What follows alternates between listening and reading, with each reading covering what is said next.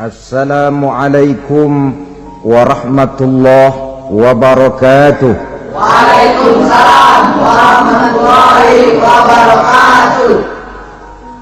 Alhamdulillah wassalatu wassalamu ala sayyidina Rasulillah sayyidina wa maulana Muhammad ibn Abdullah wa ala alihi wa sahbihi wa mawalah. La haula wa la quwwata illa billah, amma ba'du. Bapak-bapak, ibu-ibu, saudara-saudara kaum muslimin rahimakumullah. Pada pertemuan yang lalu sudah saya jelaskan bahwa hidup selalu berakhir dengan kematian. Apabila datang kematian menimpa seseorang, datanglah kiamat baginya. Itu yang disebut dengan kiamat kecil. Hakikatnya mati adalah perpindahan dari kehidupan di dunia ini menuju kehidupan di alam barzakh. Menunggu kita di alam barzakh sampai datangnya saat kiamat. Entah 10 tahun, entah 100 tahun, entah 1000 tahun, hanya Allah saja yang maha tahu. Adapun orang-orang beriman yang melakukan amal kebajikan dalam kehidupan di dunia ini, masa penantian yang lama di alam barzakh buat mereka sebentar saja. Tetapi bagi orang-orang kafir yang ingkar, yang tidak beriman kepada Allah, yang hidup di dunia cuma menumpuk-numpuk dosa, tentu penantian di alam barzakh akan merupakan waktu yang sangat lama. Bukankah dalam kehidupan kita waktu itu memang relatif? Contoh misalnya, bagi pemuda-pemudi yang sedang duduk asyik memadu cinta,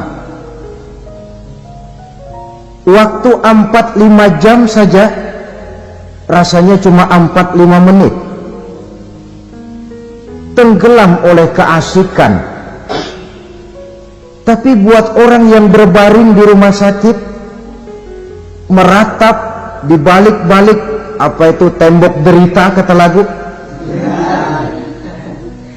di balik dinding-dinding penjara, sehari bagai seminggu, seminggu rasa sebulan, sebulan boleh jadi rasa setahun. Penantian yang sangat lama. Kapan kiamat itu akan datang? Ini rahasia Allah. Jangankan kita yang orang awam, baginda Nabi sendiri tidak diberitahu oleh Allah kapan kiamat itu akan terjadi. Tetapi sungguh pun demikian, banyak hadis-hadis yang menjelaskan ciri atau tanda-tanda datangnya kiamat. Nah, kalau sudah bicara soal tanda kiamat itu ada dua. Pertama yang disebut alamatus sughra, tanda-tanda kecil. Ini waktunya masih ada tenggang.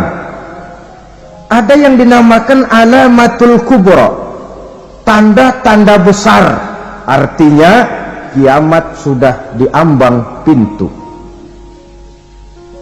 Apa tanda-tanda kecil dari datangnya hari kiamat itu? Misalnya kata Nabi, apabila ilmu sudah diangkat oleh Allah, artinya apabila ulama sudah banyak wafat, minat orang belajar agama berkurang, lalu kebodohan nampak merajalela di mana-mana, zina dikerjakan secara terbuka, minuman-minuman keras jadi kebanggaan, itu termasuk di antara tanda-tanda kecil terjadinya hari kiamat. Apalagi misalnya iza waladatil ammatu rabbataha, apabila budak sudah melahirkan tuan. Apa maksudnya? Ada yang mentafsirkan apabila anak sudah bisa membudaki orang tuanya, orang tua yang melahirkan dia, yang membesarkan dia, demi setelah si anak besar jadi orang berpangkat, bertitel, berharta, berkedudukan, jadilah orang tua itu budaknya. Sehingga sering dibilang kalau orang tua kaya, anak jadi raja, tapi kalau anak yang kaya, orang tua sering jadi budak. Apalagi munculnya fitnah yang bergelombang, timbul perang antara dua bangsa yang besar, waktu berjalan terasa sangat pendek sekali. Itu merupakan tanda di antara tanda-tanda kiamat. Termasuk di dalamnya sulit membedakan mana laki, mana perempuan. Kan kalau tanda-tanda kayak begini sekarang sudah banyak kita lihat kan. Ulama banyak wafat, penggantinya sulit. Zina dikerjakan berterang-terangan, minuman keras jadi kebanggaan,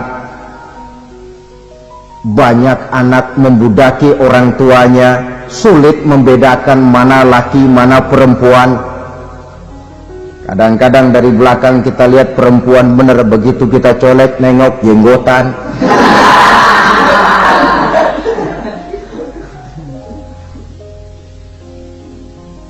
Ini termasuk tanda-tanda kecil, masih ada tenggang sampai akan terjadinya kiamat itu. Nah, yang dimaksud dengan tanda-tanda besar, ini tanda besar artinya kiamat sudah diambang pintu. Pertama, matahari terbit dari sebelah barat. Apabila matahari sudah terbit dari arah sebelah barat, tertutuplah sudah pintu taubat. Bersabda Nabi kita, la taqumus sa'atu hatta tatlu'a syamsu min maghribiha. Tidak akan datang hari kiamat sampai matahari terbit dari arah sebelah barat. Fa iza tala'at, manakala matahari telah terbit dari arah sebelah barat, wara'ahan nasu, manusia banyak menyaksikan itu, amanu ajma'un, mereka pun lalu beriman.